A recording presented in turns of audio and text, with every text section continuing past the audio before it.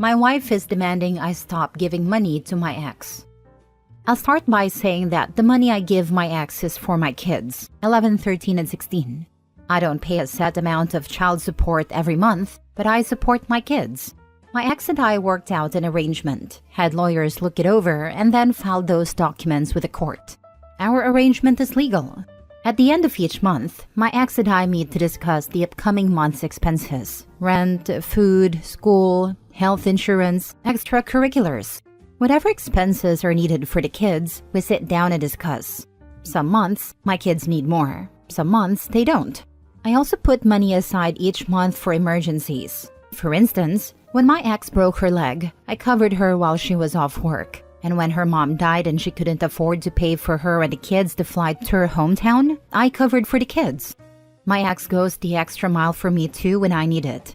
When my parked car was totaled by joyriding kids, she lent me her car until I got another. Or when my wife and I had to isolate during the pandemic due to COVID, my ex did our shopping for us and even brought over some home-cooked meals. This is the type of co-parenting relationship we have, and I'm not willing to change it. It works for us, and more importantly, it works for our kids. My wife has 2 kids, 16 and 18, and her relationship with her dad is toxic. They can't be around each other without getting into arguments. Both she and her ex blame each other for the end of their relationship, and neither is willing to set aside their issues for the kids. Early on in our relationship, my wife tried to involve me, but I told her that wasn't happening. Her kids love their dad as much as they love their mom, and I didn't want to make an enemy of a man I didn't know. Now that I do know him, I see he's a good guy. The problem with the money I give my ex started earlier this year. My wife's ex lost his job. He found another, but it doesn't pay as much. So his child support was reduced because of his income change, and then reduced again when their eldest turned 18. I never asked how much child support he paid or what my wife did with it. I saw it as something between her and her ex, just like the arrangement I have with my ex is between her and me. The kids were taken care of, they didn't lack anything, and she never asked me to cover anything for them besides what I would normally pay for as their dependents under my roof. I didn't need to know more than that, but now she says she's not getting enough and doesn't have enough for things like getting her hair done, spa days, her insurance, phone, and putting gas in her car. She wants me to cover these things. I have a set amount of money coming in each month, and every dollar is accounted for. I pay for my kids, my mortgage, my bills, food, insurances, and everything I need to pay. That's a lot of money going out each month. I don't have much left for savings once that's all gone. But my wife wants what's left, and she wants me to cut back on what I give my ex. What I don't understand is, where's her money?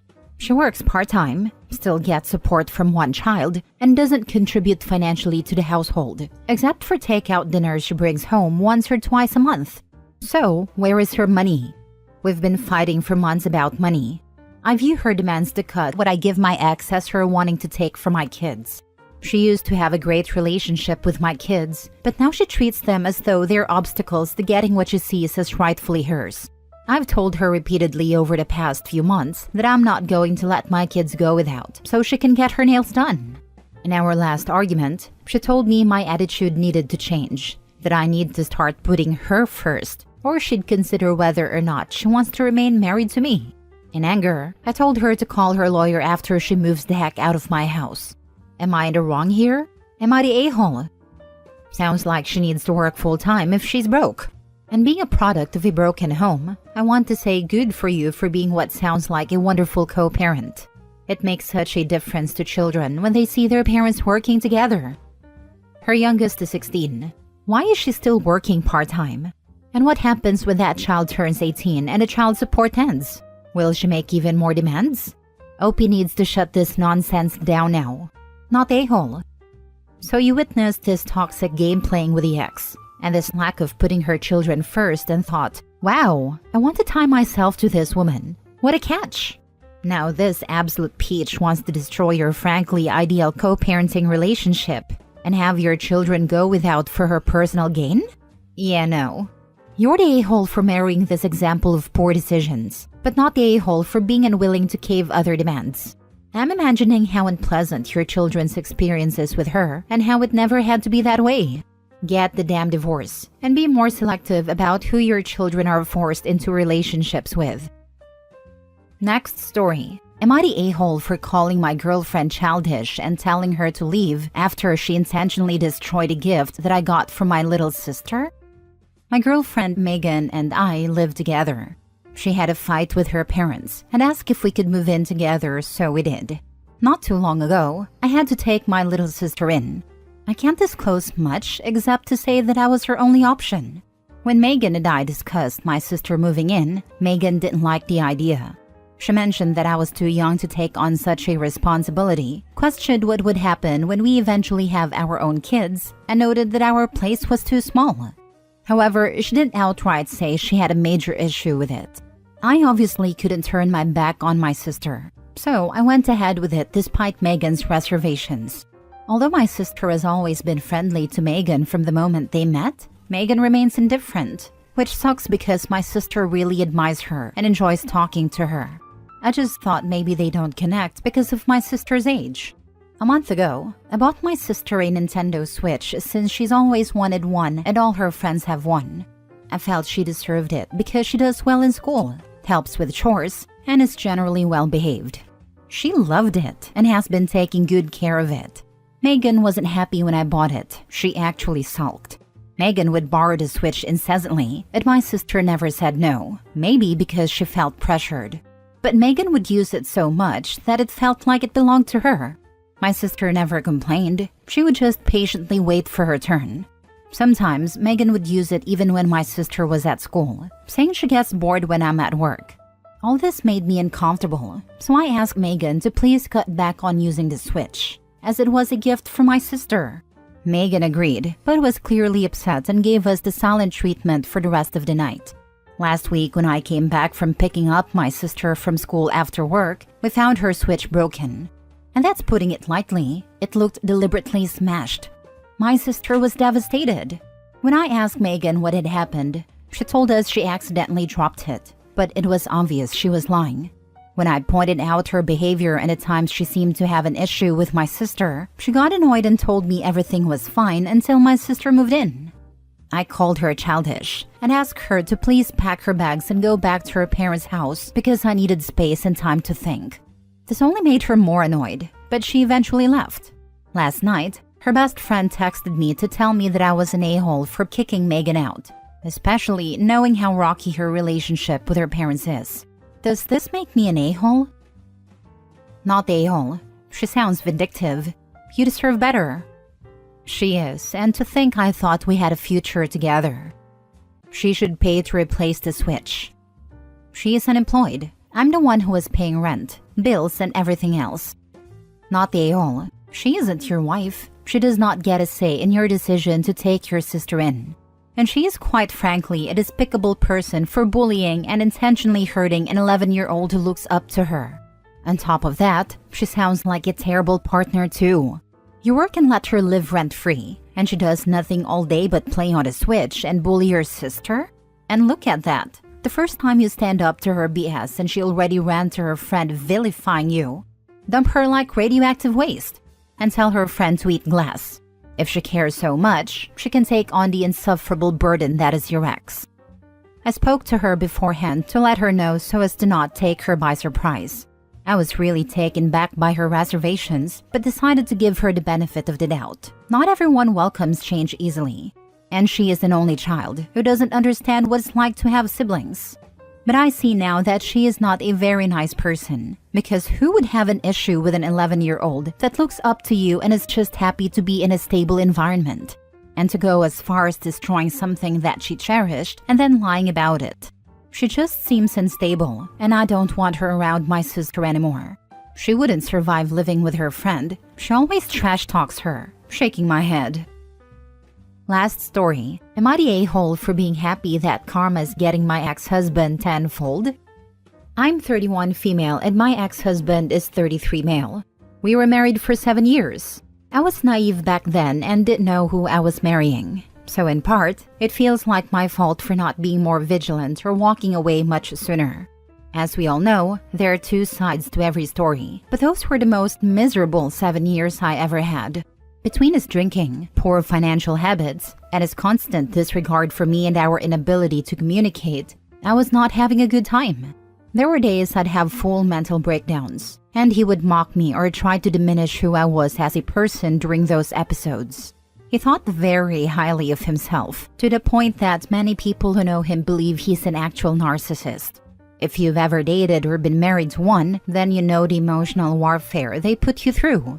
He would make me second-guess myself in arguments or daily conversations that I started to believe my memory was glitching.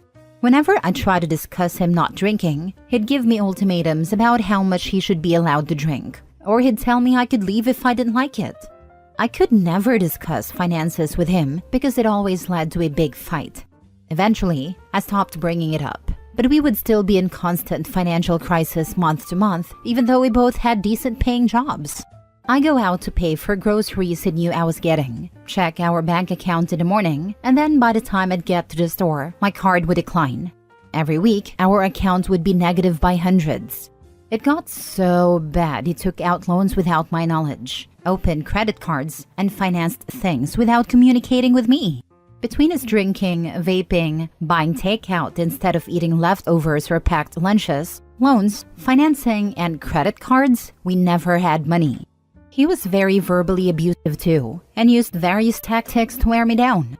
From talking to me like a child when I was upset, to pushing me into a corner even when I asked to take a break from the conversation, to blowing up or acting tactfully calm to push me to my limit until I exploded. It was exhausting trying to talk to him about anything because I never knew how he would react. Don't get me started about sex. He was not nice or loving person when it came to intimacy. He was very coercive and pushy for years, despite me telling him multiple times that I struggled with intimacy due to traumatic experiences as a child and teen. The more he pressured or guilted me, the harder it was for me to feel any desire. I started feeling like something was wrong with me. When I was alone, I'd cry and ask myself why I couldn't be like other women. I was attracted to him, but it was challenging for me. He would take it personally and say things like, "Husbands and wives need to be intimate, or it's not going to work out." There was hardly ever any foreplay or warm-up for me. Sometimes I just let him do what he wanted so I could be left alone afterward. It never felt loving or comfortable. He would berate me for seeking advice from friends or family. It ticked him off to no end when I reached out to people who cared about me, accusing me of talking trash about him. Always playing the victim, or running off to tell everyone our business because that's what you do best. In his eyes, I couldn't talk to anyone about our business except him, or I was defying him or making him look bad. Eventually, it came to our 7-year mark where I asked for some time apart. He had stopped trying at his job and had fallen into a depression. He wanted me to support him, but he was worse than ever, and I didn't know how to keep supporting that. I wanted out. When I approached him about a separation, he was sad but supportive at first. Then one morning, he completely flipped out on me as we were getting ready for work and demanded a divorce instead. He didn't want to try to reconcile or even consider getting back together after some time had passed. He said he didn't trust me, accusing me of wanting the separation so I could go to sleep with whoever I wanted and then come back when I was done. It couldn't have been further from the truth, but he constantly accused me of cheating. I, of course, cried and had to go to work like that, sharing our one vehicle that I paid for because he had destroyed our second car. So I endured an uncomfortable, emotional 40-minute ride to work with him, trying to keep my emotions in check for the day. It wasn't fun, but like with everything else, I kept going. In the weeks leading up to my moving out, I paid all the last month's bills in our home so he wouldn't have to. It was a nightmare. He would go from regretting me leaving to threatening me, cussing me out late at night over the phone, to being calm and forgiving again. Soon he revealed that he had slept with a coworker he was friends with while we were still married. I'd already been concerned about how close they had become over the last 3 years, with him confiding in her about our marriage and constantly defending and supporting her. I wasn't surprised, but I was still angry when he used it to rub my nose in it. Mind you, our divorce hasn't been finalized, and I had only moved out a few weeks earlier, leaving him with almost everything except my car. This relationship didn't work out. Shocking, I know, which led him to try coming back months later. When I denied him and made it clear it was over, he freaked out. He stalked my house, threatened me, harassed my family, and eventually I had to call the police on him. Since then, he got a better job, bought his own car, and planned to move out of our old house. He rubbed his new job in my face and told me he'd be fine without me. Recently, I heard got his car repossessed, was evicted from our old house before he could move, lost his fancy job, and now lives with a roommate somewhere I don't know. On top of that, Aaron's, a furniture financing store, called me because somehow I'm still listed as one of his contacts. They were trying to reach him before taking him to court for theft because he hadn't paid a cent and moved without informing them. After all he put me through, I laughed myself silly. But a small part of my conscience still feels bad for him because he was someone I loved and spent many years with. Though in the end, he did me the biggest favor I could ever ask for by telling me he wanted that divorce. Thank God. Question. You listed a mountain of bad things that he did to you and then you say that he didn't try to reconcile with you, as though you wanted him to? Back then I did, but since being without him and going to therapy, I strongly recognize how unhealthy that was for me. Fully leaving an abusive relationship can be extremely hard when you feel weird attachments to the person. You're not the a-hole for feeling relief and even joy at his misfortunes. After enduring so much emotional turmoil, it's natural to feel that karma is finally catching up with him. You deserve to celebrate your freedom and the closure that comes with it. Your happiness is valid. Honestly, if joy were a crime, you'd be serving life without parole right now after all that emotional roller coaster. You deserve to ride this wave of happiness like it's the last ride of an amusement park OP. You didn't love him, you loved who he fooled you into believing he was. He was never that loving person. It was a mask, and after he had you, he took off the mask. What he did was deliberate and calculated, for his amusement and gain. Stop feeling any guilt, please. Not the a-hole. This is a good point. I definitely felt tricked for a long time and found myself arguing with him in terms of who he was when we first met, versus who he became shortly after getting married. It was always the way he truly was, and I couldn't see it. Small edit/update. I have since gotten an incredible job, a new car, and I live on my own. For years, he made me feel like I could never do it, that I wouldn't be able to stand on my own 2 feet without him or ever be independent. I was wrong to believe him back then, and he was wrong to underestimate me. I did not expect so much positive outreach, so thank you for that, everyone.